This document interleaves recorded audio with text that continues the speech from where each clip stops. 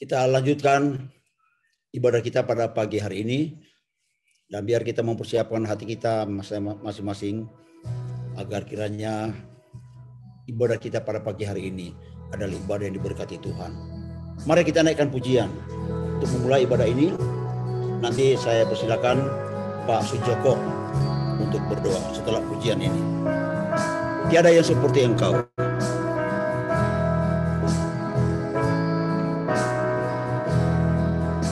Tiada yang seperti Engkau,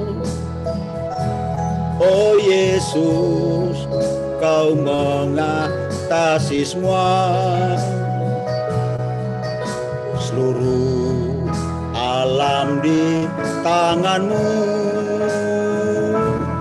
dulu, sekarang, sampai selamanya.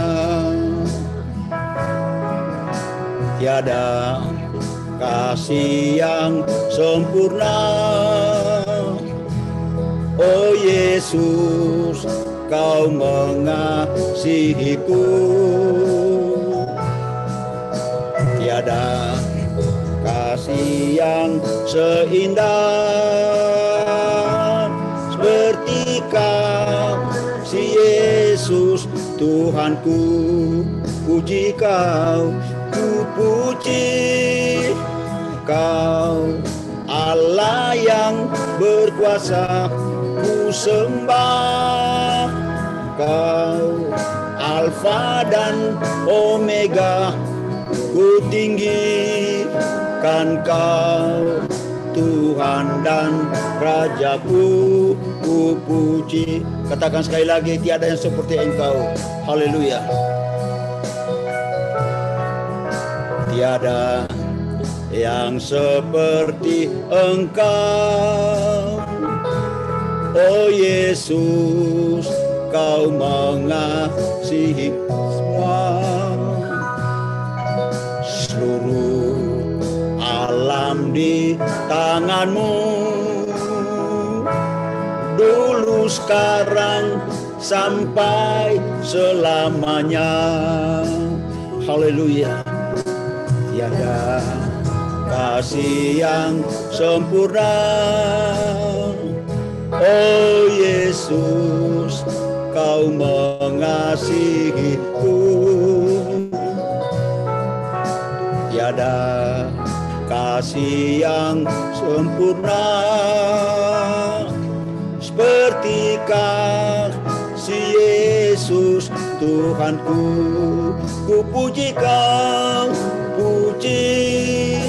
Mari bersama-sama katakan, ku puji Kau, Allah yang berkuasa. Haleluya. Ku sembah Kau, Alfa dan Omega. Alfa dan Omega.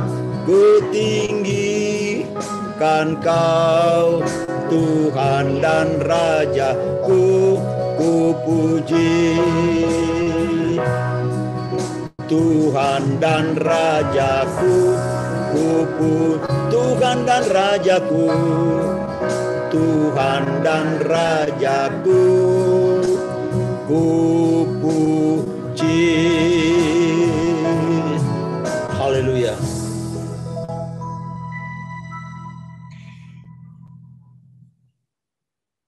Silakan Pak Sujoko. Yang kami kasih, pagi hari ini kami kembali Tuhan mengucap syukur kehadirat-Mu. Terima kasih Tuhan, dalam sepekan ini Tuhan Kau sudah pelihara kami. Sungguh Tuhan, pemeliharaan dan perlindungan Engkau sempurna atas kami Yesus. Kami sungguh bersyukur mempunyai Allah yang seperti Engkau. Allah yang tidak pernah meninggalkan kami sedetik pun Tuhan. Walau Tuhan, setiap hari kami boleh mendengar berita-berita yang tidak baik, berita-berita buruk Tuhan. Tetapi hari ini, pagi ini Tuhan, kami mendengar kabar baik yang akan disampaikan oleh hamba-Mu. Biarlah Tuhan kami boleh menerima kabar baik-Mu itu dan boleh kami bersuka cita di dalam Engkau. Sebentar kami boleh menyembah, memuji, memuliakan nama Engkau. Kiranya Tuhan berikan kami internet saluran yang baik. agar kami boleh dapat mengikuti ibadah pada pagi hari ini dengan baik, sehingga kami boleh menerima firman-Mu, menerima kabar baik daripada Engkau. Terima kasih Tuhan, Kamu urapi hamba-hamba-Mu, Kamu urapi pelayan-pelayan-Mu semuanya Bapa. Kami mau duduk diam, mendengarkan firman-Mu, memuji, membesarkan nama-Mu. Hanya di dalam nama Tuhan kami Yesus Kristus sudah kami berdoa. Haleluya. Amin. Amin. Haleluya. Puji Tuhan. Terima kasih Pak Joko untuk doanya. Baik Bapak sekalian, kita akan teruskan pujian kita, yaitu berjalan bersama Dia. Haleluya. Sesudah itu nanti ada kesaksian dari Ibu Santi. Haleluya. Jalan bersama Dia, ku tak takut. Amin. Berjalan bersama Dia, ku sentosa. Yes. Tak takut bahaya selamanya. Ku yakin ku tak sendiri, Yesus besertaku. Berjalan bersama Dia, ku tak takut. Berjalan bersama Dia, ku sentosa. Yes Lord. Ku tak takut bahaya selamanya. Ku yakin ku tak sendiri, Yesus beserta. Once again, sekali lagi. Jalan takut. Berjalan bersama Dia, ku sentosa. Haleluya. Tak takut bahaya selamanya. Ku tak sendiri, Yesus beserta. Mari bernyanyi bersama-sama. Nyanyi bagi Yesus, soraklah haleluya. Nyanyi bagi Yesus, soraklah haleluya. Oh, oh. Nyanyi bagi Yesus, soraklah haleluya. Ku yakin ku tak sendiri, Yesus besertaku. Nyanyi bagi Dia, nyanyi bagi Yesus, soraklah haleluya. Semua tepuk tangan, haleluya. Nyanyi bagi Yesus, soraklah haleluya. Yeah, yeah. Nyanyi bagi Yesus, soraklah haleluya. Ku tak sendiri, Yesus beserta. Sekali lagi, nyanyi bagi Dia. Oh, nyanyi bagi Yesus, haleluya. Nyanyi bagi Yesus, haleluya. Oh, nyanyi bagi Yesus, soraklah haleluya. Ku yakin tak sendiri, Yesus besertaku. Ku tak sendiri, Yesus besertaku. Haleluya. Puji Tuhan. Silakan Ibu Santi yang akan bersaksi. Selamat pagi Bapak Ibu. Di dalam kasih Tuhan itu saya bersaksi kebaikan Tuhan terhadap saya dan keluarga saya. Waktu awal COVID tahun kemarin, papa saya kena sakit kulit. Nah, kulitnya tuh pada gatel. Akhirnya saya memberanikan diri untuk keluar. Semestinya itu kan nggak boleh keluar. Tapi saya diomelin, kenapa dibawa ke dokter, dibawa keluar, kenapa nggak pakai offline? Terus saya bilang, ya habis gimana ya, kalau kulit kan emang nggak bisa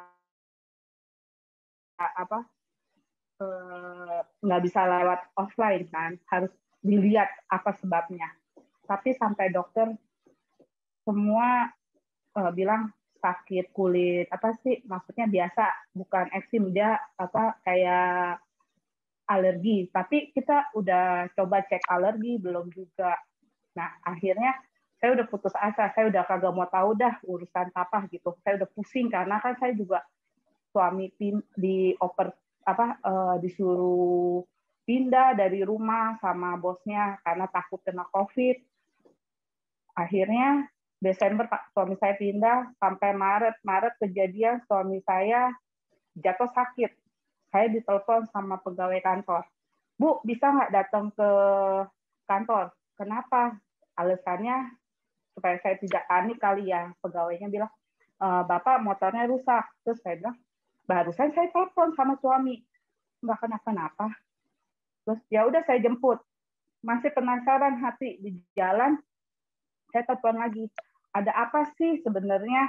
Apa yang terjadi sama suami saya? Saya bilang gitu. Terus, Ibu tenang ya, Ibu nyetir pelan-pelan ya. Kenapa emang? Bapak muntah-muntah. Muntah-muntah. Waduh, saya pikir udah COVID dah ya.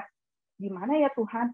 Kalau saya nggak tolong suami saya biarin dia begitu, dia pergi ke rumah sakit sendiri, saya egois. Tapi kalau saya tolong dia positif COVID, saya kena. Udah dah, saya nggak boleh pulang ke rumah. Pasti saya diungsikan lagi. Terus sampai hati, ya Tuhan, tolong dong Tuhan, jangan sampai terjadi apa-apa. Akhirnya sampai di kantor suami udah benar-benar tergeletak di bangku. Terus saya bilang sama pegawai, tolong deh digotong ke mobil. Akhirnya saya digotong ke mobil. Suami sama saya tuh berantem di mobil. Saya nggak mau ke rumah sakit, saya bilang. Saya bilang, nggak bisa, lu harus ke rumah sakit. Supaya tahu, lu COVID atau bukan. Terus kata dia, enggak. Terus akhirnya dia mau muntah, minta plastik. Saya lagi nyetir. Saya bilang, lu mau muntah, muntahin aja dah. Dia bilang, dia pengen berak. Udah berakin aja di mobil, saya bilang. Saya bilang, saya udah nggak bisa deh. Lu mesti harus ke rumah sakit. Sampai di rumah sakit, suami saya harus swab dulu sama PCR. Terus saya udah pusing. Terus saya bilang, ya Tuhan jangan sampai hasilnya positif. Kalau positif, saya udah bingung mau lari kemana, nyari rumah sakit mana, saya nggak tahu. Sampai saya nangis sendiri. Akhirnya saya diswab, hasilnya negatif. Suami nunggu hasilnya PCR besokannya.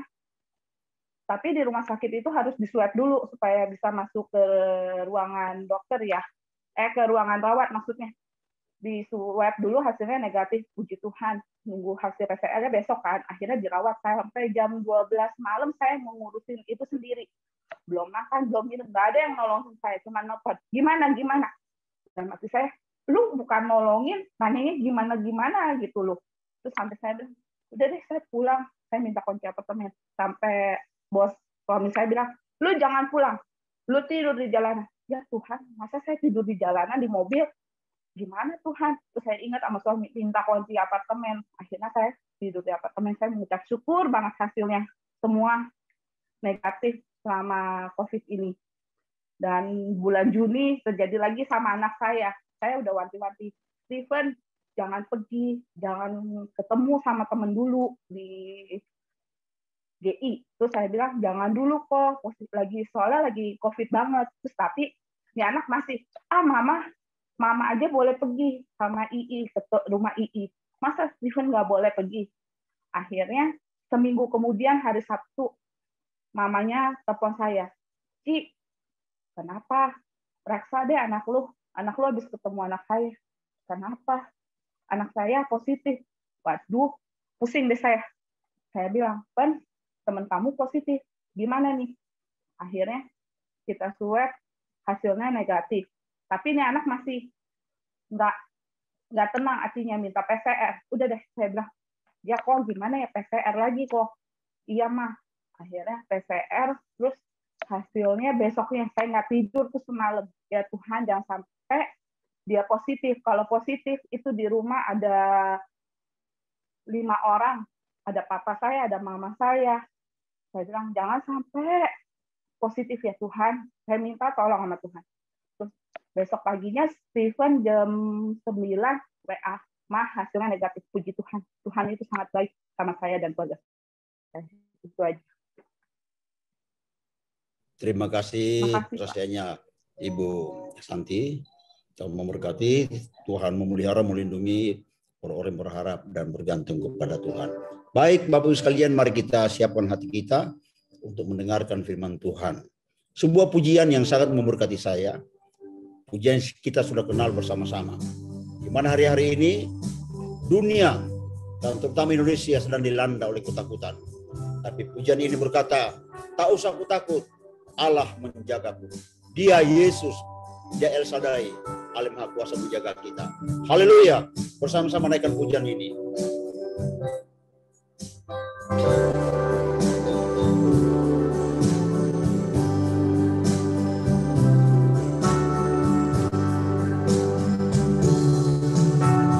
Tak usah ku takut, Allah menjagaku. Haleluya. Tak usah ku bimbang, Yesus peliharaku. Tak usah ku susah, Roh Kudus hiburku, Roh Kudus hiburku. Tak usah ku cemas, Dia memberkatiku. Katakan El Shaddai, El Shaddai, El Shaddai, Allah Maha Kuasa. Dia besar, Dia besar, El Shaddai mulia, El Shaddai, El Shaddai, Allah Maha Kuasa. Berkat-Nya melimpah, El Shaddai, El Shaddai. Mari angkat tangan kita. El Shaddai, Allah Maha Kuasa. Katakan Dia besar, Dia besar, Dia besar, El Shaddai mulia, El Shaddai, El Shaddai, Allah Maha Kuasa. Berkat-Nya melimpah, El Shaddai. Berkat-Nya melimpah, berkat-Nya melimpah, El Shaddai.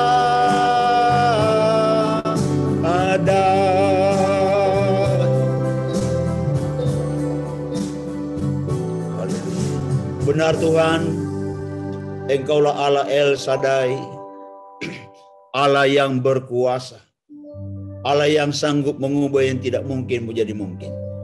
Pada saat ini Bapa, kami mau mendengarkan firman-Mu.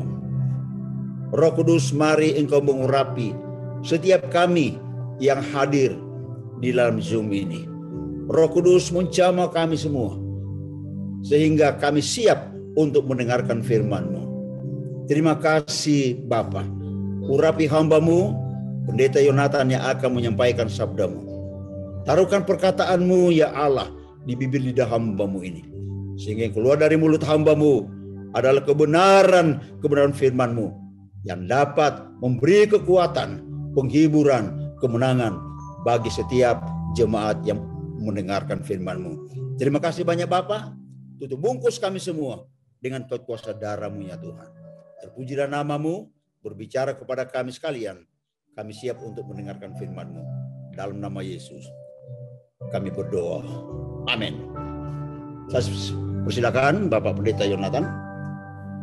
Puji Tuhan, selamat pagi saudara-saudara yang dikasihi Tuhan.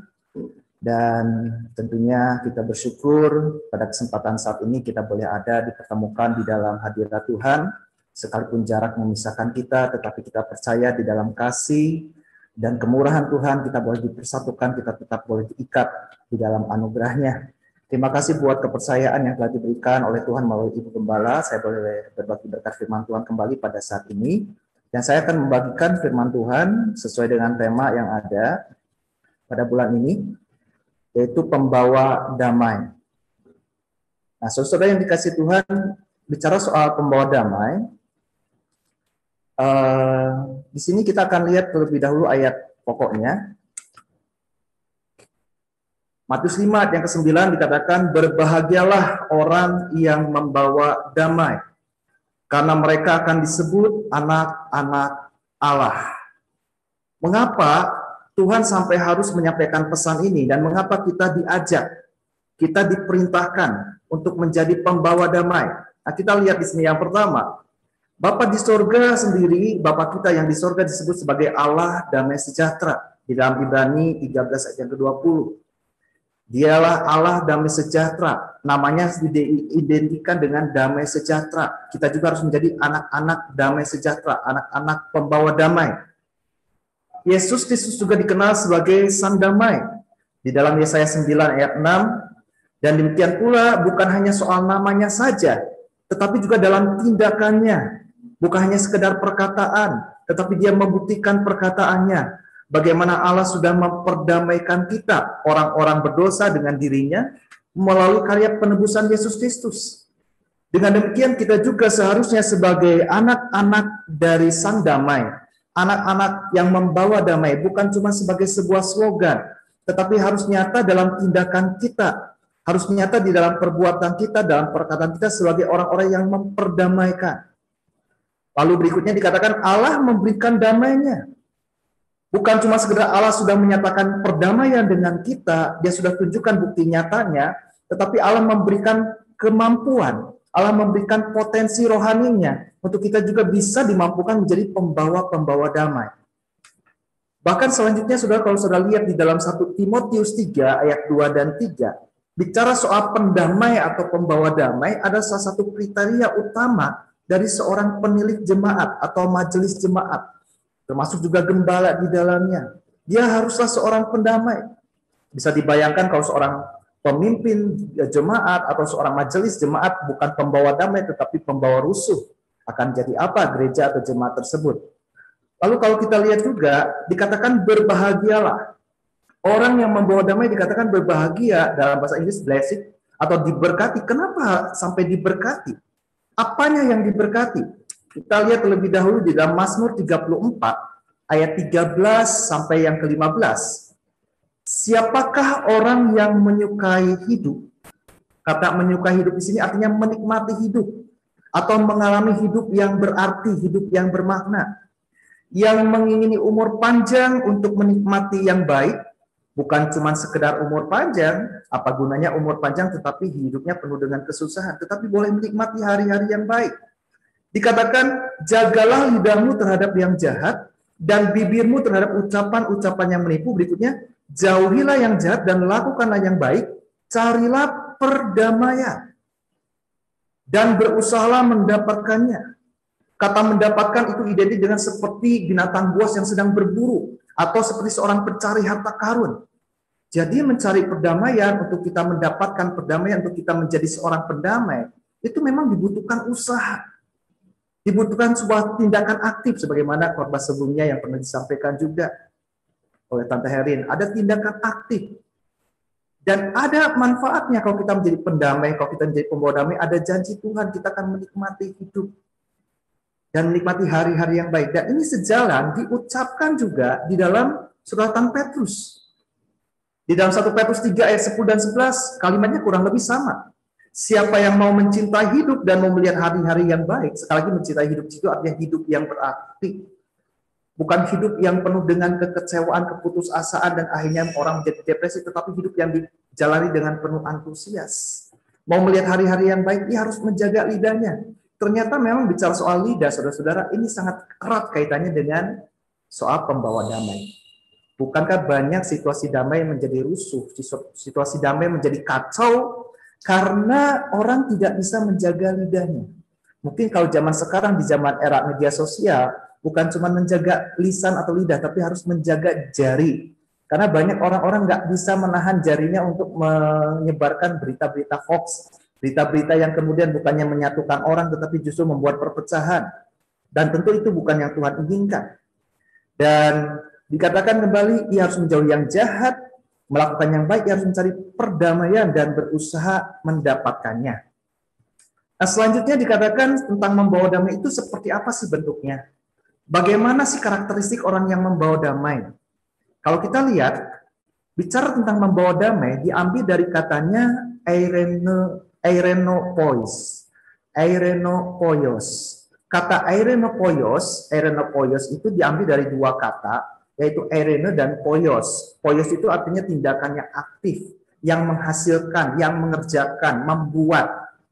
Sedangkan eirene berasal dari kata eiro, yang artinya menggabungkan, mengikat menjadi satu atau menjadikan utuh.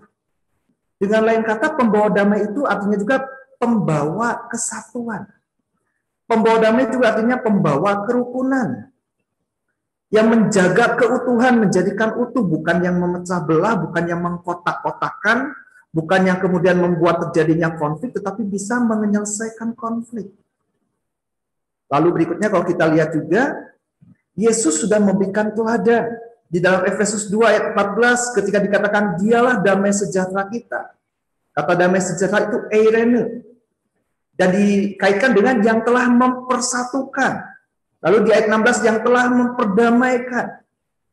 Jadi ketika bicara soal pembawa damai sekali lagi itu tidak bisa lepas kaitannya dengan orang yang mempersatukan, yang memperdamaikan, yang menjaga, memelihara, dan menghasilkan kerukunan, kesatuan.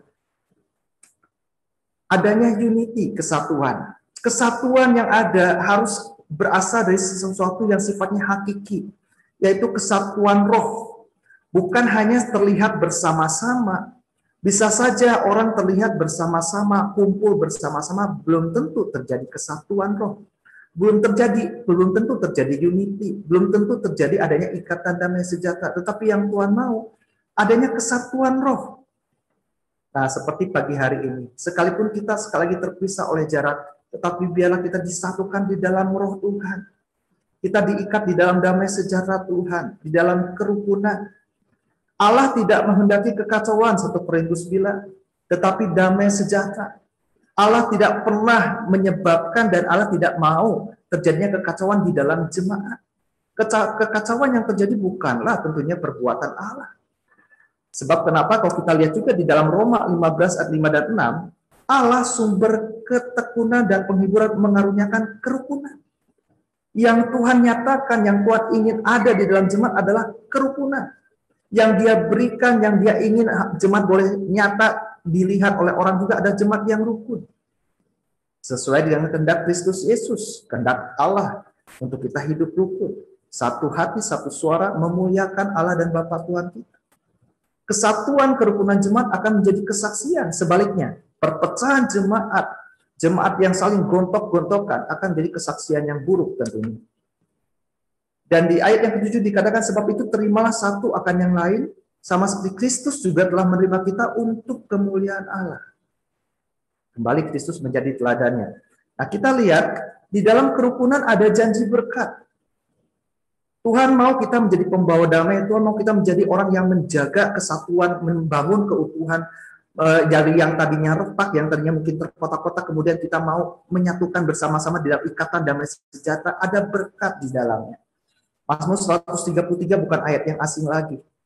Ketika jemaat hidup dalam kesatuan, hidup dalam kerukunan, komunitas, apakah itu keluarga, termasuk saudara, orang tua dan anak, suami, istri, ya mertua, menantu, hidup rukun. ada janji berkat Tuhan di sana. Bahkan Tuhan yang perintahkan berkat itu bukan cuma diberikan sekedarnya, dikatakan tercurah. Sebab kesana Allah memerintahkan agar berkat-berkatnya tercurah, limpah. Kita seringkali mungkin doa sama Tuhan, Tuhan berkati saya dengan limpah. Bisa aja Tuhan bilang, kamu aja hidupnya nggak rukun. Karena di dalam kerukunanlah Tuhan akan memerintahkan berkatnya dengan limpah. Karena itu saya mengajak pagi hari ini, hiduplah rukun. Di dalam keluarga, jadilah pembawa damai, bukan pembawa keretakan. Sehingga berkat Tuhan dicurahkan dengan limpah. Jangan menjadi seperti iblis. Iblis itu bukan peacemaker, dia troublemaker. Di surga dia bikin kacau. Dia hasut malaikat-malaikat, dikatakan dalam salah satu pelajaran dikatakan bahwa sepertiga malaikat ikut memberontak, dihasut oleh Lucifer. Dia bikin kacau. Di bumi juga dia bikin kacau. Di antara bangsa-bangsa dia bikin kacau. Dalam keluarga rumah tangga dia bikin kacau. Termasuk dalam hidup setiap pribadi dan pikiran perasaan orang. Dia timbulkan kekacauan. Tentu sebaliknya pembawa damai bukanlah kekacauan, tetapi rasa tentram, rasa damai. Di mana dia hadir, ketentraman bisa dirasakan oleh orang-orang sekitarnya. Saudara-saudara, perlu kita perhatikan bahwa iblis bekerja dengan sangat giatnya karena dia tahu bahwa masanya tidak lama lagi dia akan dihukum. Karena itu dikatakan di dalam akhir zaman, salah satu karakteristik dalam 2 Timotius 3 ayat 3 dikatakan tidak tahu mengasihi, lalu kemudian tidak mau berdamai. Ini adalah karakter iblis. Tadi Allah punya karakter pendamai. Dan Tuhan mau kita anak-anaknya juga pembawa damai. Tetapi iblis tidak mau berdamai. Senangnya permusuhan. Senangnya menciptakan permusuhan. Senangnya menciptakan keretakan. Dan ini sudah diperingatkan oleh Tuhan. Banyak terjadi di akhir zaman. Akan terjadi di kebanyakan orang. Menjadi bagian dari kebanyakan belum tentu hal yang baik. Bahkan di Alkitab seringkali dikatakan yang bagian sedikitlah yang Tuhan kemudian puji dari kebanyakan yang tidak baik. Karena itu saudara-saudara, sebelum saya lanjutkan, saya akan tampilkan sebuah film singkat. Nah, film ini menggambarkan bagaimana karakteristik orang di akhir zaman. Tidak mau berdamai, tidak mau minta maaf, enggak mau mengalah, enggak mau mengampuni, dan akibatnya seperti apa. Saya akan tampilkan sebentar filmnya.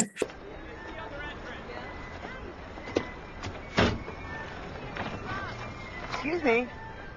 I know you didn't think anyone would catch you, but you just slammed your door into my car. The least you can do is say you're sorry, lady. You don't have to take that tone. It's not like I'm hurting your resale value.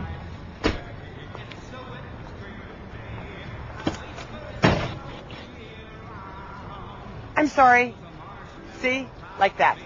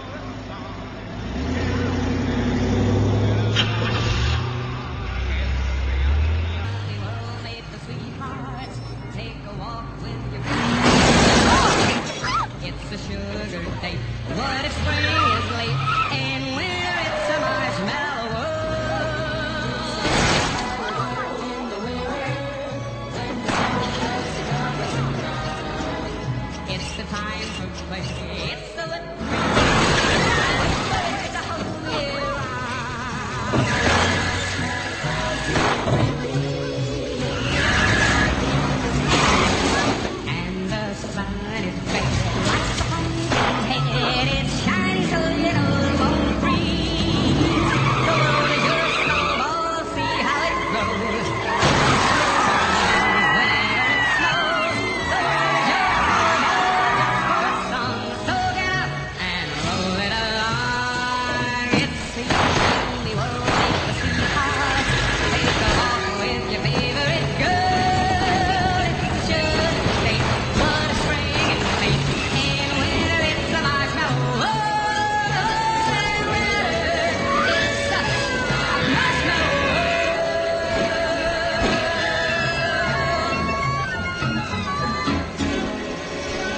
gambaran orang akhir zaman yang tidak mau berdamai, tidak mau kemudian mengadakan sebuah kesepakatan damai. Itulah yang ditampilkan oleh film tadi. Sekalipun slogannya kalau sudah perhatikan di film tadi sempat disinggung juga di bagian plat mobilnya bahwa perang bukanlah jawaban, tetapi seringkali itu hanya jadi slogan. Dan jangan sampai kita juga sebagai anak-anak Tuhan, kita dibilang sebagai pembawa damai, orang Kristen identik dengan kasih, tetapi ternyata kehidupan kita dalam berjemaat penuh dengan konflik dan keluarga rumah tangga penuh dengan konflik. Nah, saudara-saudara, saya mau lanjutkan berikutnya. Di dalam Matius 5 ayat 23 dan 24, betapa pentingnya arti sebuah kerukunan, perdamaian di antara komunitas di dalam pemandangan Tuhan. Dikatakan jika kita mempersembahkan persembahan, lalu teringat akan sesuatu yang ada dalam hati saudaramu terhadap engkau. Mungkin kita pikir dulunya nggak ada apa-apa, tapi kemudian Tuhan ingatkan, saudara kamu sempat sakit hati loh sama kamu kayaknya dengan perkataan kamu yang kamu sempat katakan. Kita mungkin tadinya nggak sadar, tapi kemudian Roh Kudus singkapkan. Maka dikatakan tinggalkanlah persembahanmu itu.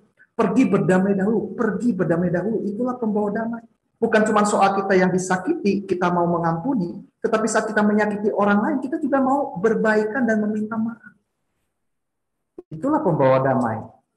Dikatakan di Markus 11 ayat 24 sampai 26, karena itu aku berkata kepadamu apa saja yang kamu minta dan doakan, percayalah bahwa kamu telah menerimanya, maka hal itu akan diberikan kepadamu. Seringkali ini yang disampaikan, saudara, supaya doa kita dijawab oleh Tuhan, percaya bahwa kita sudah menerimanya, percaya dengan iman, tapi lupa ayat berikutnya. Dikatakan jika kamu berdiri untuk berdoa, ampunilah dahulu sekiranya ada barang sesuatu dalam hatimu terhadap seseorang. Jadi kita mau doa sampai jungkir balik, kita doa mau sampai tangis sekian banyak, kita doa berpuasa sampai beberapa hari. Tapi kalau hati kita masih tercemar dengan kepahitan, hati kita masih memelihara amarah, dendam, tidak akan Tuhan dengarkan. Kita harus bereskan dulu hati kita. Kita harus ampuni dulu orang yang menyakiti kita. Demikian pula ada mungkin kita menyakiti orang lain, kita harus berbaikan dulu, kita minta maaf kepada orang itu. Dengan sesama dan akibatnya dalam hubungan kita dengan Tuhan. Saudara, ada banyak situasi di mana orang tidak bisa jadi pembawa damai karena iri hati. Seperti Kain, iri kepada Habel, Saul iri kepada Daud. Karena iri hati, mereka bukan jadi pembawa damai, malah mereka menjadi pembawa kehancuran. Jadi pembunuh. Tentu bukan itu yang Tuhan inginkan. Karena itu dikatakan begini, jika kamu menaruh perasaan iri hati dan kamu mementingkan diri sendiri, dua hal ini yang seringkali merusak perdamaian, membuat kita gagal menjadi pembawa damai ketika tanpa disadari, hati kita memiliki iri dan kita memiliki keegoisan yang tinggi. Janganlah kamu memegahkan diri, ditambah kita sombong, nggak mau mendengarkan nasihat. Janganlah berdusta melawan kebenaran. Itu bukanlah hikmat yang datang dari atas, dari Tuhan, tetapi dari dunia, dari nafsu manusia, dari setan-setan. Jadi saudara-saudara, ketika ada iri hati, sadari itu adalah benih yang setan sedang tanamkan. Di saat kita menjadi orang yang egois, sadari itu adalah benih yang setan sedang tanamkan. Sebab dalam iri hati dan mementingkan diri sendiri atau egois, di situ ada kekacauan. Bukan kedamaian yang tercipta, tetapi kekacauan dan segala macam perbuatan jahat. Sebaliknya Yakobus 3 ayat 17 bilang, tetapi hikmat yang dari Tuhan, yang dari atas, adalah pertama-tama murni, tulus. Enggak ada unsur memanfaatkan, memanipulasi, atau kata menjadi penjilat. Tulus. Selanjutnya pendamai, peramah, penurut, penuh belas kasihan, dan buah-buah yang baik, tidak memihak dan tidak munafik. Ayat 18, dan buah yang terdiri dari kebenaran ditaburkan dalam damai untuk mereka yang mengadakan damai. Saudara bicara tentang iri hati, ya, saya punya sebuah kisah, ini hanya sebagai sebuah kiasan saja. Disebutlah di sebuah supermarket, ya, ada satu loker barang khusus yang dijajakan, yaitu di mana ditempatkan di situ bihun instan dan mie instan. Nah, bihun instan ini iri sama mie instan. Kenapa? Karena banyak sekali konsumen yang lebih memilih dia mie instan dibandingkan bihun instan. Jadi dia benci, dia iri, Dia selalu ejek itu si mie instan, dasar kribo. Nah, maaf ya kalau ada yang namanya kribo. Dasar kribo, dasar kamu jelek, dan sebagainya. Nah, singkat ceritanya saudara-saudara, akhirnya terjadilah sebuah kondisi yang berbeda. Si pemilik supermarket itu melakukan rolling ya, posisi barang ya, sehingga si mie instan ditempatkan yang berbeda. Lalu yang menjadi tempat mie instan ditempati oleh siapa? Ditempati oleh spaghetti. Nah, karena si bihun ini nggak tahu ketika si mie instan dipindahkan, dia cuman penuh dengan iri hati, dia lihat spaghetti. Dia bingung awalnya, tapi dia bilang, kamu jangan pikir kamu udah di rebonding, aku nggak kenal kamu ya. Kamu udah jadi lurus, sekarang aku tahu kamu ini si kribo yang jelek. Gara-gara iri hati saudara-saudara. Ya, kan jadi di rebonding jadi lurus gitu. Tadinya mie instan kan keriting ya, jadi lurus. Iri hati. Bukan menciptakan perdamaian, menciptakan kekacauan, menciptakan kerusuhan. Dan saya akan masuk dalam poin yang utama, saudara. Ada 3 hal bagaimana kita menjadi pembawa damai. Yang pertama, kita harus memiliki hati hamba dan mengerti tujuan ilahi. Sekali lagi, untuk menjadi pembawa damai, kita harus memiliki hati hamba dan mengerti tujuan ilahi. Kita bisa contoh keteladanan dari Yohanes Pembaptis. Di dalam Yohanes 3 ayat 25 dikatakan, maka timbullah perselisihan di antara murid-murid Yohanes. Nah, terjadi konflik, terjadi ketidakdamaian dengan seorang Yahudi tentang penyucian. Kata penyucian ini bicara tentang baptisan. Sebab Yohanes Pembaptis awalnya yang suka membaptis, tiba-tiba kemudian Yesus dan murid-muridnya juga membaptis. Ayat 26.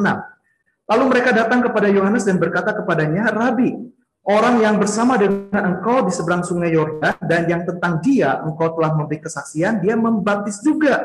Dan semua orang pergi kepadanya. Lalu ayat berikutnya kita lihat, jawab Yohanes, tidak ada seorang pun yang dapat mengambil sesuatu bagi dirinya kalau tidak dikaruniakan kepadanya dari surga. Kamu sendiri dapat memberi kesaksian bahwa aku telah berkata, aku bukan Mesias, tetapi aku diutus untuk mendahulunya. Yohanes mengerti persis tujuan Allah dalam hidupnya. Dia bukan melayani untuk popularitas, dia bukan melayani untuk tujuan menjadi orang yang terkenal, menjadi orang yang dihormati, bukan. Tetapi dia mengerti dia dipanggil melayani untuk mempersiapkan jalan bagi Kristus, bagi Sang Mesias. Dia mengerti tujuan ilahi. Dan ketika Mesias itu datang, dia juga tahu diri, dia sebagai hamba. Dia bukan Tuhan. Makanya dikatakan di ayat yang ke-29 berikutnya, yang empunya mempelai perempuan ialah mempelai laki-laki. Dia tahu dia cuma hamba. Umat miliknya Tuhan. Waktu Tuhan datang, ya Tuhan yang empunya, bukan dia. Tetapi sahabat mempelai laki-laki yang berdiri dekat dia dan yang mendengarkannya sangat bersukacita mendengar suara mempelai laki-laki itu. Itulah sukacitaku dan sekarang sukacitaku itu penuh. Dia tahu bahwa pelayanannya ada batasnya. Pelayanannya ada akhirnya. Dia cuma sebagai orang yang mempersiapkan jalan. Sehingga di ayat 30 yang terkenal sebuah pernyataan, ia harus makin besar, tetapi aku harus makin kecil. Yohanes Pembaptis bukanlah troublemaker. Tetapi di saat masalah terjadi, perselisihan terjadi, dia bisa menciptakan damai bagi para pengikutnya. Oh, emang Yesus yang berhak kok, aku ini cuma hamba. Aku mengerti tujuan Allah dalam hidupku hanya sebagai orang yang mempersiapkan jalan. Sehingga tidak terjadi iri hati, tidak terjadi kekacauan, tidak terjadi perselisihan yang lebih lanjut. Karena Yohanes Pembaptis punya hati hamba dan mengerti tujuan ilahi. Yang kedua, saudara-saudara, pentingnya kita punya semangat kemitraan dan bukan persaingan. Ada banyak percecokan, perselisihan, termasuk di dalam kehidupan berjemaat, karena tidak menganggap rekan sepelayanan sebagai mitra, sebagai rekan sekerja, tetapi sebagai saingan. Tentu saja ini didasari oleh juga motivasi yang salah tadi. Nah, contoh yang saya mau angkat di sini adalah tentang Apolos dan Paulus. Dikatakan Apolos berasal dari Alexandria. Alexandria pada waktu itu terkenal sebagai pusat pendidikan di abad pertama. Dia dikenal juga sebagai orang yang fasih berbicara dan punya pengetahuan tentang kitab suci yang luar biasa. Dia sempat melayani di Korintus, bahkan beberapa orang jemaat di Korintus sempat mengagumi, menyukai, dan mempopulerkan Apolos lebih dari pelayan-pelayan yang lain, termasuk lebih daripada Paulus. Makanya dikatakan di dalam 1 Korintus itu dikatakan ada orang yang menamakan dirinya golongan Apolos, ada yang menamakan dirinya golongan Paulus, golongan Petrus, dan sebagainya. Tetapi kita lihat berikutnya, sekalipun hal itu memang menimbulkan perpecahan, bukan Apolos yang menyebabkannya. Apolos melayani dengan tulus. Dia bukan troublemaker. Buktinya, setelah Apolos meninggalkan Korintus, Paulus mendesak dia untuk kembali karena pelayanannya penting di Korintus. Tentu saja Paulus tidak akan meminta Apolos datang kembali kalau Apolos menjadi troublemaker. Apolos menggunakan keterampilannya, potensi apa yang Tuhan berikan, karunia yang Tuhan berikan untuk tujuan yang baik. Dia sebagai seorang pelayan yang tulus. Demikian pula dengan Paulus. Ya. Sebelum itu Apolos juga seorang yang rendah hati. Alkitab mengatakan waktu dia diajar oleh Aquila dan Priscilla yang memberi penjelasan tentang jalan Allah, maksud jalan Allah di situ dikatakan di dalam Kisah 18 bahwa Apolos masih baru mengenal tentang baptisan Yohanes. Dia belum mengenal baptisan di dalam Yesus Kristus dan dalam baptisan Roh Kudus dia belum kenal. Aquila dan Priscilla, seorang jemaat yang kemudian ya dipertobatkan oleh Paulus, tetapi juga kemudian memperkenalkan kepada Apolos. Apolos seorang yang rendah hati mau diajar. Sekalipun dia seorang yang punya kepandaian luar biasa, tapi dia tahu menempatkan diri bahwa dia pun masih harus belajar, termasuk pada orang yang mungkin dianggap baru. Tapi orang itu punya kapasitas yang lebih yang Tuhan kasih. Lalu berikutnya lagi Rasul Paulus. Paulus juga tahu bahwa Apolos sudah melakukan banyak hal yang baik dan tidak menganggapnya sebagai saingan. Dikatakan bahwa Paulus tidak senang juga untuk menjadi orang yang dipopulerkan. Dia mengajak jemaat Korintus untuk kembali mengarahkan pujiannya kepada Allah dan berfokus hanya kepada Kristus. Inilah orang-orang pembawa damai. Mereka melayani sebagai mitra. Paulus tidak keberatan, bahkan dia mendorong kepada jemaat Korintus karena penting pelayanannya, tidak dianggap sebagai saingan. Penting sekali di dalam komunitas jemaat untuk kita hidup dalam pelayanan sebagai rekan sekerja, bukan menganggap satu sama lain sebagai saingan. Maka akan tercipta kedamaian dan disitulah kita akan jadi pembawa damai. Nah, berikutnya di dalam 1 Petrus 4 dan Efesus pasal 4 dikatakan bahwa setiap orang punya karunia kemampuan berbeda-beda yang sebenarnya Tuhan berikan untuk saling melengkapi, untuk kita boleh semakin menumbuhkan jemaat semakin sempurna, bukan untuk menjadi bahan persaingan. Semangat yang sama Tuhan Yesus pernah sampaikan juga kepada murid-murid. Kalau sudah lihat di dalam Injil Markus pasal 9, suatu kali Yohanes berkata kepada Yesus, dikatakan di situ, "Guru, kami lihat seorang yang bukan pengikut kita mengusir setan demi namamu. Lalu kami cegah orang itu karena ia bukan pengikut kita." Nah, Yohanes punya roh persaingan. Dia lihat, ini orang bukan bagian dari murid-murid Yesus yang utama, tapi mereka kok ngusir-ngusir setan pakai nama Yesus, cegah. Ada roh persaingan. Tapi apa yang Yesus katakan? Jangan kamu cegah dia, sebab tidak seorang pun yang telah mengadakan mujizat demi namaku dapat seketika itu juga mengumpat aku. Barang siapa tidak melawan kita, ia ada di pihak kita. Yesus menanamkan semangat kemitraan, bukan semangat persaingan. Itulah pentingnya kita menjadi pembawa damai, punya semangat kemitraan. Dan yang terakhir, saudara-saudara, saya akan tutup dengan bagian yang ketiga ini. Pembawa damai harus hidup tidak tinggal dalam amarah, tetapi mampu melepaskan pengampunan. Tentu saja, sebagaimana Allah dikatakan sebagai Allah damai sejahtera, Dialah Sang Pendamai, Yesus sebagai Raja Damai. Dia telah memberikan pengampunan, sepatutnya lah kita juga menyatakan pengampunan kepada sesama. Pengampunan itu adalah kuasa yang bisa mematahkan belenggu dari kepahitan, dari keamarah, dan membuat kita bebas dari keterikatan. Ketika kita marah, itu bisa dimanfaatkan oleh iblis. Makanya dikatakan jangan sampai marah kita berlarut-larut, jangan terus tinggal dalam amarah. Ada sebuah gambaran saya katakan sini, anger plus devil bisa menjadi danger. Seorang yang marah tidak terkendali, akhirnya bisa menjadi alat untuk setan. Menjadikan kita orang-orang yang berbahaya, yang bisa menciptakan kekacauan, bisa menciptakan kerusuhan, bukan menjadi pembawa damai. Nah, saudara-saudara, ketika kita marah, banyak kerugian yang kita alami. Sukacita menjadi hilang. Kita juga kehilangan akal sehat, sehingga banyak orang melakukan tindakan-tindakan yang gegabah saat marah. Tekanan darah juga akhirnya menjadi meninggi, jadi kita juga orang yang tidak sehat. Kita kehilangan relasi, banyak orang yang akhirnya juga menghindari kita karena kita merasa, orang-orang merasa kita bukan jadi pembawa damai. Dikatakan kita jadi cepat tua dan pintu dosa terbuka. Amsal 29 ayat 22 bilang gini, si pemarah menimbulkan pertengkaran. Jadi orang yang suka marah-marah bukanlah pembawa damai. Tetapi pembawa damai bukan berarti nggak bisa marah. Yesus pernah marah. tetapi marah pada tempat yang tepat, pada waktu yang tepat, dengan cara yang tepat. Tidak asal marah. Tapi si pemarah seringkali marah-marah tanpa alasan, marah-marah pada sasaran yang salah. Berikutnya lagi, marah merugikan kesehatan tubuh. Apalagi di zaman pandemi COVID sekarang ini, saudara-saudara. Dalam penelitian seorang dokter namanya Dr. Masaru Emoto, dia pernah dipanggil juga di WHO dalam menyampaikan sebuah presentasi. Dikatakan marah selama 5 menit akan menyebabkan sistem imun tubuh kita mengalami depresi 6 jam. So bisa bayangkan cuma 5 menit kita marah, tapi kekebalan tubuh kita menurun. Sehingga kita mudah terkena penyakit selama 6 jam ke depan. Karena itu, jangan terus tinggal dalam amarah. Ya, supaya tubuh kita lebih sehat. Dr. Norman White, seorang hamba Tuhan, juga seorang konselor Kristen, menyatakan dalam penelitiannya juga bahwa marah itu memang sangat identik dengan dampak buruk terhadap jasmani, terhadap kesehatan jasmani. Banyak efek-efek dari mulai sakit yang biasa, yang hanya bicara soal gatal-gatal, sampai sakit yang lebih berat. Akibat orang nggak bisa mengendalikan amarah, nggak bisa jadi pembawa damai, tetapi menjadi orang yang suka marah-marah. Lalu berikutnya juga dalam sebuah buku yang ditulis oleh Macmillan dan David Stern, dikatakan waktu Yesus berkata kepada Petrus dan mengajarkan kepada Petrus untuk mengampuni 70 kali 7 kali, itu bukan cuma bicara soal rohani, bukan cuma bicara soal jiwa, katanya gitu.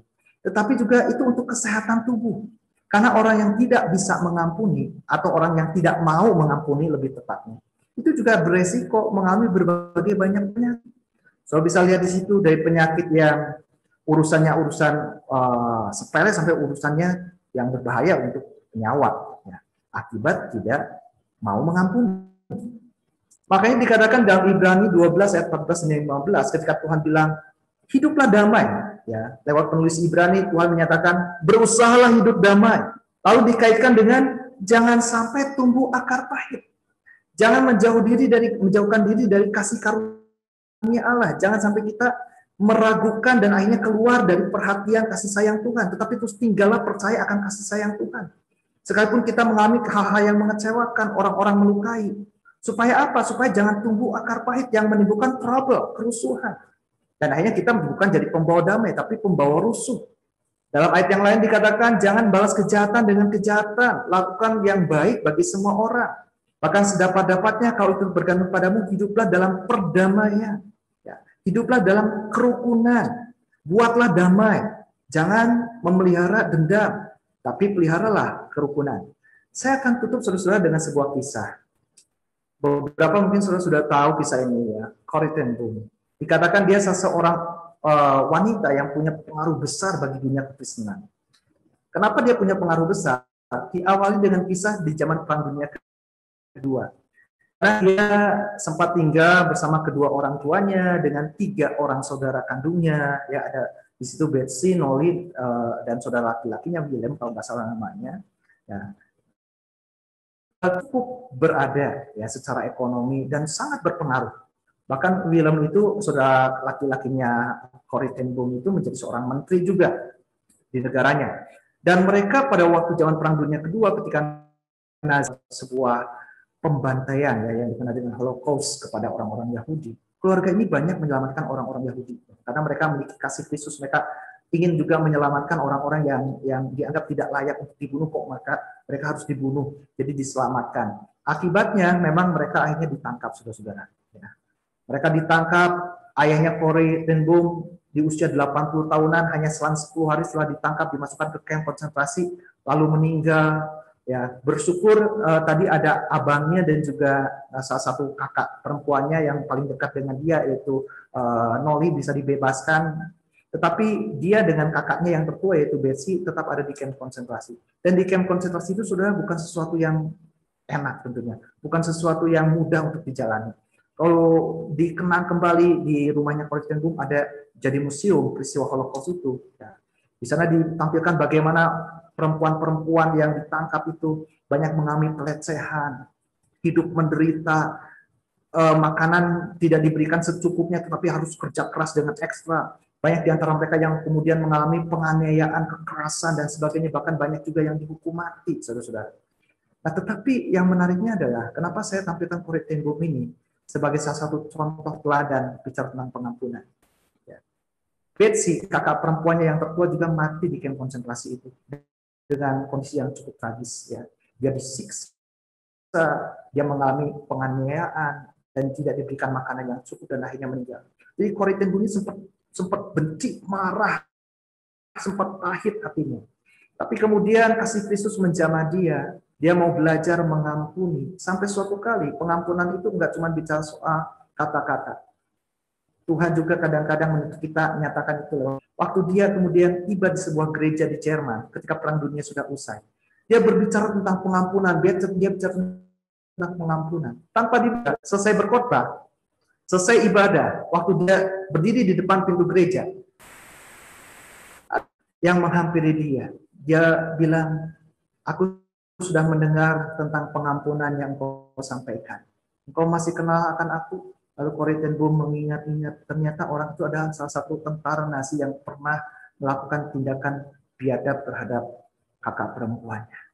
Dan laki-laki itu berkata, aku sudah dengar pengampunan yang kau sampaikan, tetapi aku mau dengarkan langsung dari mulutmu. Apakah engkau mau mengampuni aku? Kata laki-laki. Tidak mudah, saudara-saudara, dikatakan dalam tulisannya Corrie ten Boom, dia bilang, sepertinya darahku membeku, dia bilang begitu. Sepertinya aku nggak bisa berkata-kata. Kembali peristiwa-peristiwa yang sadis, peristiwa-peristiwa yang kelam, peristiwa-peristiwa yang menyakitkan itu kembali muncul. Luka-luka itu kembali seperti tersayat-sayat kembali, nggak mudah. Dia berusaha untuk tersenyum tapi susah. Tapi Tuhan yang akan mampukan. Dia bilang, Tuhan mampukan aku. Tuhan mampukan aku. Lalu saudara, dia sekalipun mengingat bagaimana sadisnya laki-laki itu waktu menyiksa kakaknya dan sebagainya. Tapi dengan memberanikan diri, dia kemudian mengulurkan tangannya dengan doa, Tuhan mampukan aku. Tapi tiba-tiba waktu dia melakukan tindakan itu, Tuhan memenuhi dia dengan damai sejahteranya. Tuhan memampukan dia dan mengalirkan kasih-Nya bagikan katanya seperti aliran listrik. Seperti aliran listrik yang mengalir dari ujung kepala sampai mengalir sampai ke bagian tangannya. Ada kasih Tuhan yang hangat yang membuat dia akhirnya mampu bukan cuma mengampuni tapi mengasihi laki-laki itu dengan kasih Kristus. Dan Corrie ten Boom berkata, aku mengampuni engkau dengan segenap hati. Makanya tidak heran saudara-saudara dikatakan di dalam tulisannya, Corrie ten Boom berkata bahwa pengampunan itu bukanlah sebuah emosi. Emosi itu bisa naik turun. Untuk kita menjadi pembawa damai, kita nggak bisa mengandalkan emosi. Emosi itu mudah dipengaruhi oleh keadaan lingkungan. Tetapi pengampunan itu adalah sebuah tindakan atas pilihan kehendak. Dan bisa berfungsi terlepas dari suasana suhu hati kita. Hati kita sedang panas, secara emosi susah mengampuni, tapi pengampunan bukan emosi. Pengampunan itu adalah pilihan, tindakan atas kehendak. Kita memilih untuk mengampuni dan Tuhan akan memampukan.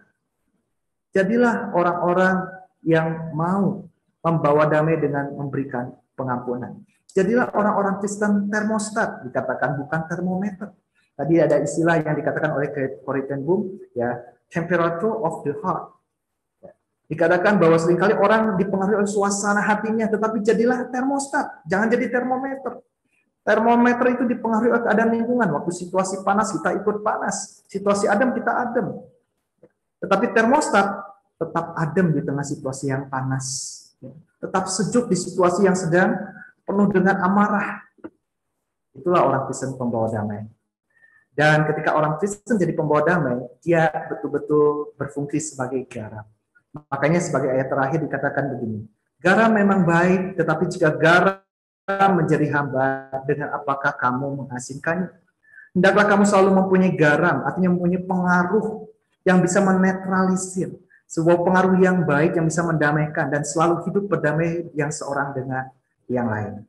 Saya tutup dengan sebuah doa yang ditulis oleh seorang yang sangat terkenal, seorang yang menulis doanya dengan judul Pembawa Damai, dari Fransiskus Assisi. Dikatakan begini, bila terjadi kebencian, jadikanlah aku pembawa cinta kasih. Bila terjadi penghinaan, jadikanlah aku pembawa pengampunan. Bila terjadi perselisihan, jadikanlah aku pembawa kerukunan. Bila terjadi kebimbangan, jadikanlah aku pembawa kepastian. Bila terjadi kesesatan, jadikanlah aku pembawa kebenaran. Bila terjadi kecemasan, jadikanlah aku pembawa harapan. Bila terjadi kesedihan, jadikanlah aku sumber kegembiraan. Bila terjadi kegelapan, jadikanlah aku pembawa terang. Itulah definisi gambaran pembawa damai yang diungkapkan oleh Fransiskus Assisi dari doanya. Selanjutnya dia tulis juga begini. Tuhan, semoga aku ingin menghibur daripada dihibur, tidak egois. Pembawa damai tadi dikatakan dia bukan orang yang egois. Memahami daripada dipahami, mencintai daripada dicintai. Sebab dengan memberi aku menerima, dengan mengampuni aku diampuni, dengan mati suci aku bangkit lagi untuk hidup selama-lamanya. Amin. Biarlah kiranya ini bukan hanya menjadi tulisan doa dari Fransiskus Assisi, tetapi menjadi kerinduan kita untuk menjadi pembawa damai. Saya akan akhiri dan kita akan berdoa. Sebelum saya serahkan kepada yang bertugas, mari kita berdoa. Tuhan Allah dan Bapa kami yang di surga, kembali firman-Mu telah mengingatkan kami, telah menasihatkan kami, bahkan juga mungkin menegur kami, mengingatkan bagaimana kami dipanggil untuk menjadi pembawa damai.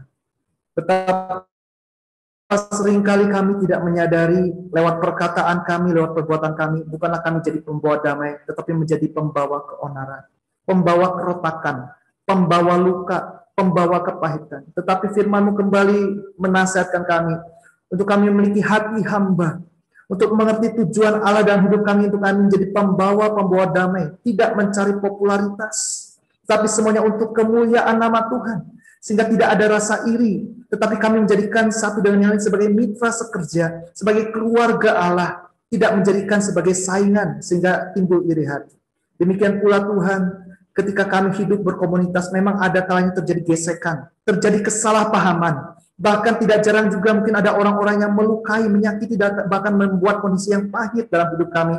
Tetapi kami tidak izinkan amarah kepahitan itu terus ada di dalam hati kami.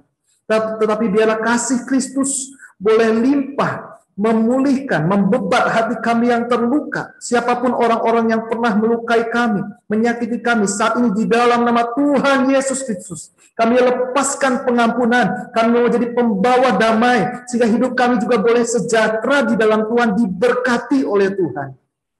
Seringkali mungkin saat ini berkat-berkat Tuhan terhalang, bukan karena kami tidak berdoa, bukan karena kami tidak setia dalam beribadah, tetapi ketika hati kami masih menyimpan amarah, dendam, dan kepahitan. Tetapi pagi hari ini kami bersyukur, Tuhan, kami sudah mendapatkan jawaban, sehingga supaya kami diberkati, biarlah hati kami tetap murni, tulus di hadapan Tuhan, dan tidak tercemar oleh berbagai kepahitan, amarah, dan dendam. Terima kasih Tuhan, meteraikan firman-Mu dalam hidup kami, dalam hati kami, ya Roh Kudus. Terus ingatkan, supaya kami bukan hanya menjadi pendengar-pendengar saja, tetapi juga menjadi pelaku-pelaku firman-Mu dan hidup terus di dalam kebenaran firman-Mu. Terima kasih Bapa, berkati setiap jemaat Tuhan yang hadir secara online saat ini. Apapun pergumulan permasalahan yang sedang mereka hadapi di tengah situasi pandemi Tuhan, dalam kehidupan rumah tangga banyak konflik yang terjadi akibat pandemi, orang menjadi mudah stres, orang mudah terpancing emosi, tetapi biarlah damai sejahtera Allah melimpah menguasai hati pikiran kami, sehingga kami tidak terbawa oleh depresi dan stres, tetapi kami menjadi orang-orang yang tetap tentram, damai di dalam Tuhan. Demikian pula Tuhan, buat jemaat yang mungkin dalam keadaan sakit, dalam keadaan terganggu kesehatannya, bahkan mungkin ada orang-orang yang mungkin terkena COVID, Tuhan, kami berdoa saat ini di dalam nama Tuhan Yesus Kristus. Nyatakan kuasa mujizat-Mu Tuhan, nyatakan kesembuhan-Mu Tuhan, nyatakan pemulihan-Mu Tuhan. Kami percaya mujizat-Mu masih terjadi, dan kami pegang janji firman Tuhan, bahkan di saat kami hidup dalam kerukunan, kami hidup dalam kedamaian, saat kami berdoa dengan tidak bimbang. Janji Tuhan, jawaban doa atas yang kami panjatkan kepada Tuhan, Tuhan akan jawab dengan sempurna. Terima kasih Tuhan Yesus, terima kasih Bapa.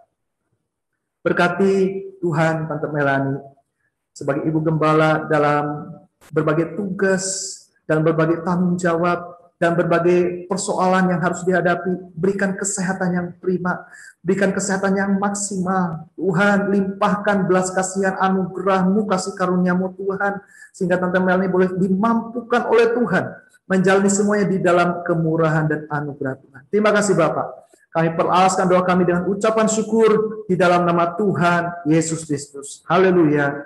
Amin. Saya serahkan pada yang bertugas. Hadir, olehnya duduk mendengarkan firman Tuhan. Kita semua diberkati Tuhan lewat kebenaran firman Tuhan.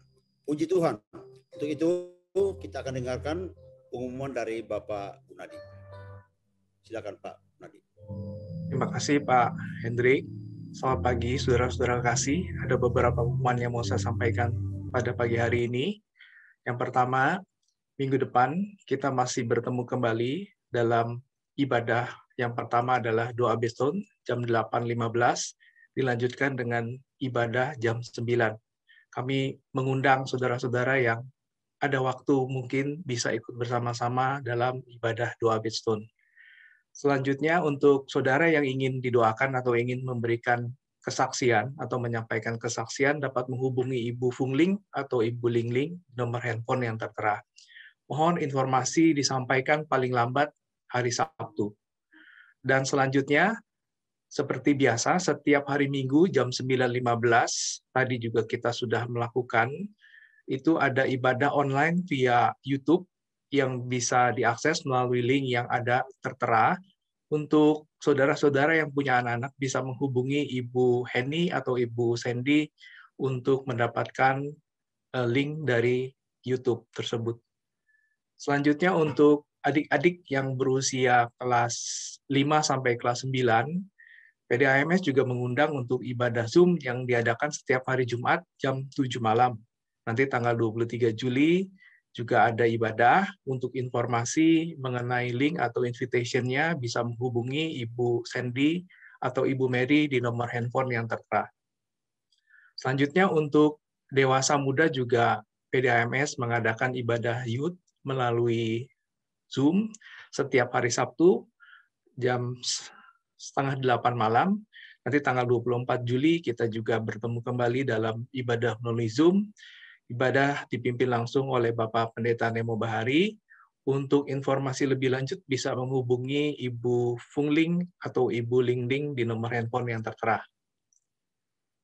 Selanjutnya untuk jemaat dihimbau untuk berdoa dan juga berpuasa bagi bangsa dan negara Indonesia, dan juga untuk gereja-gereja di Indonesia, untuk para gembala dan juga jemaat yang masih melakukan ibadah melalui online, sehingga dapat berjalan dengan baik. Kemudian juga pandemi COVID yang akhir-akhir ini meningkat, kita doakan semoga badai ini bisa berlalu. Dan juga untuk Sekolah Alkitab Cianjur, juga PDAMS, dan yang terakhir untuk saudara-saudara, kami mohon juga untuk berdoa untuk Ibu Gembala, yang mana pada akhir-akhir ini kondisi kesehatannya agak kurang baik. Dan untuk itu kami juga menghimbau untuk saudara jika berkenan, dan kami minta dengan hormat untuk sementara waktu tidak menghubungi Ibu Gembala baik melalui telepon maupun melalui SMS maupun melalui WhatsApp, sehingga Ibu Gembala bisa beristirahat dengan baik sehingga proses pemulihan bisa berjalan dengan cepat.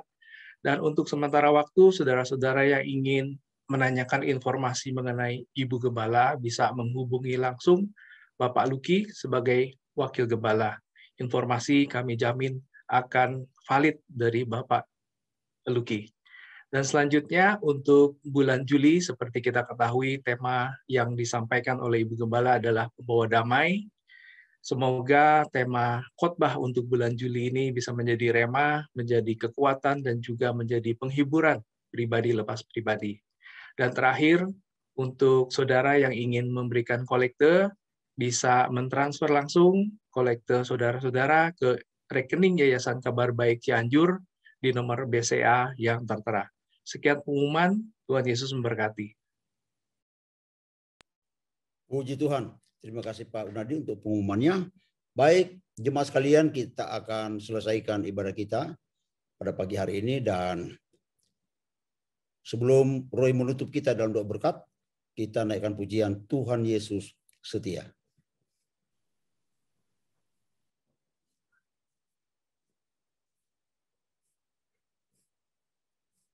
Haleluya.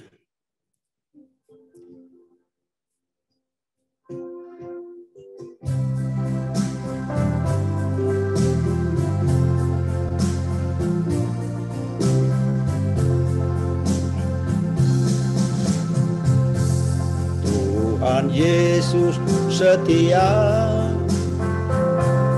sahabat kita.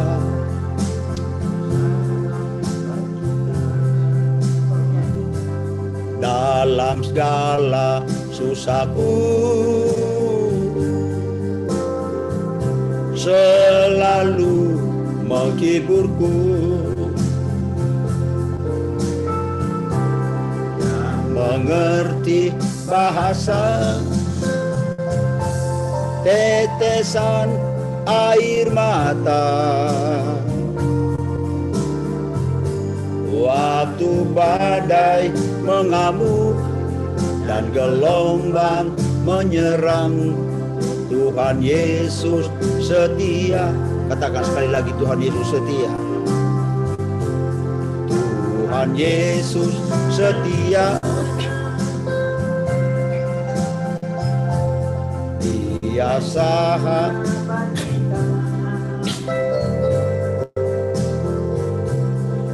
dalam segala susahku, selalu menghiburku. Yang mengerti bahasa tetesan air mata,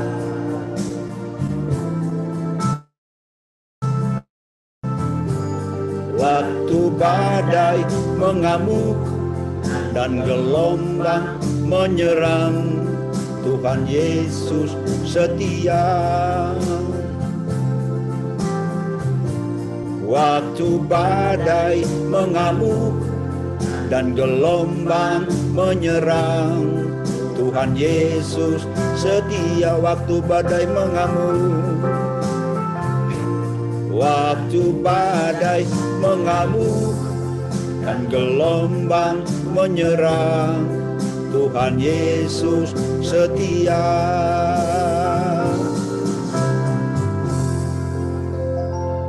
Silakan Pak Roy.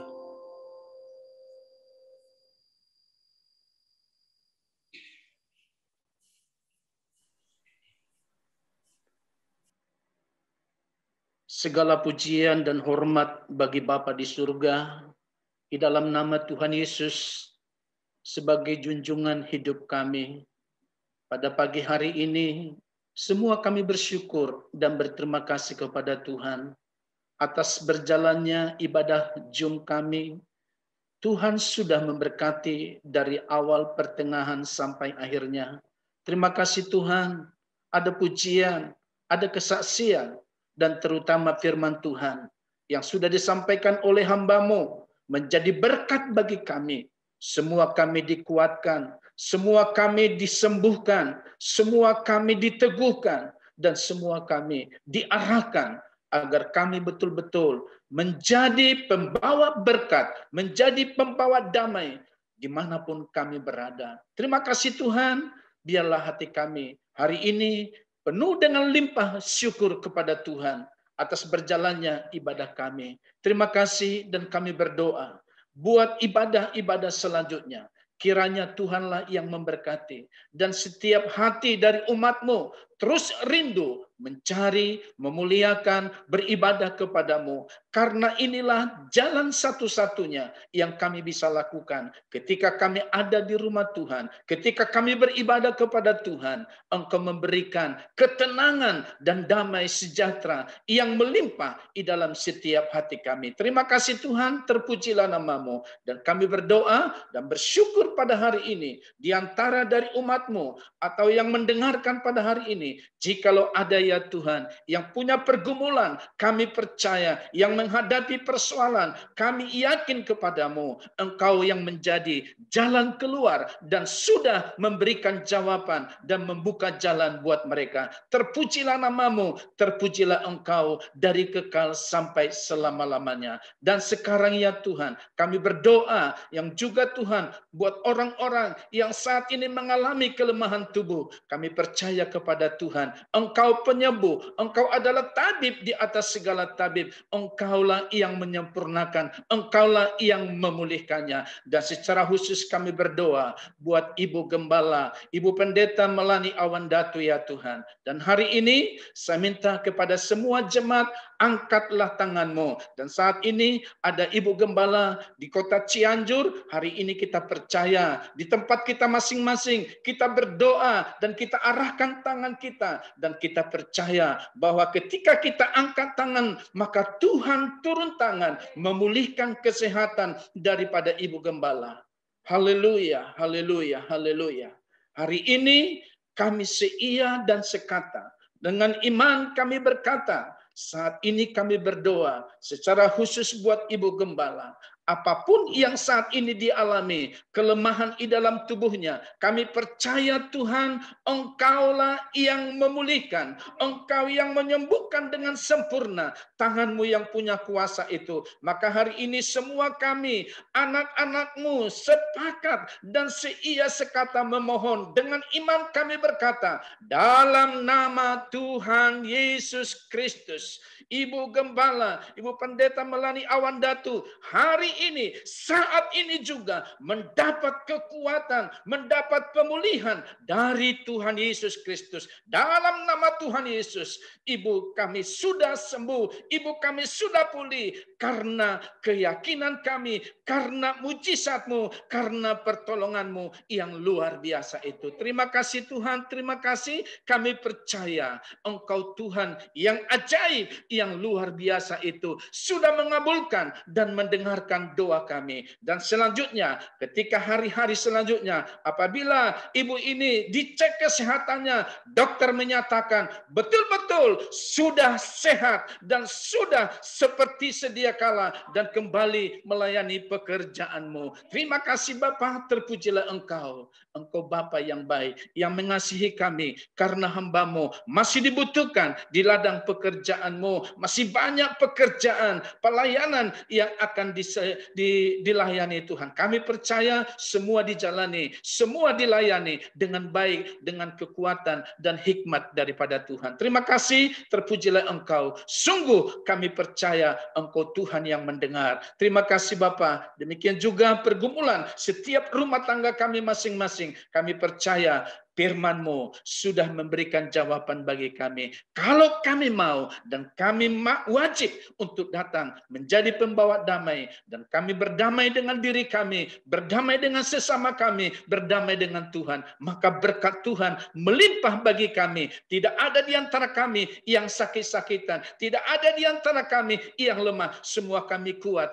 karena Tuhan sudah meneguhkan kami. Terima kasih Bapa, terima kasih, dan kami serahkan semua keadaan kami, bangsa kami, negara kami, kota kami, dimanapun berada, lingkungan kami serahkan dalam tangan-Mu. Dan terutama keluarga kami masing-masing, daripada anak yang paling besar sampai yang paling kecil, semua cucu dan semua diberkati oleh Tuhan. Pagari kami, sebab Engkau adalah gembala yang baik. Terima kasih Bapa, dan sebentar kami akan berpisah satu dengan yang lain. Kami percaya kepada Tuhan, Engkau mempertemukan kami di hari-hari selanjutnya, penuh dengan sukacita dan kemenangan daripada Engkau. Sempurnakanlah dan dengarkanlah doa kami ya Tuhan, yang kami sudah alaskan di dalam nama Tuhan Yesus Kristus sebagai kepala gereja itu sendiri. Dan akhirnya jemaat yang dikasih oleh Tuhan, arahkanlah hatimu dan terimalah. Hiduplah dengan damai sejahtera dari Allah Bapa, dengan kasih anugerah daripada anaknya Tuhan Yesus Kristus,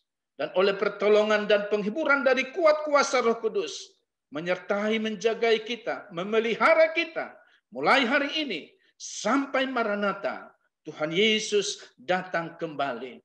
Haleluya. Amin.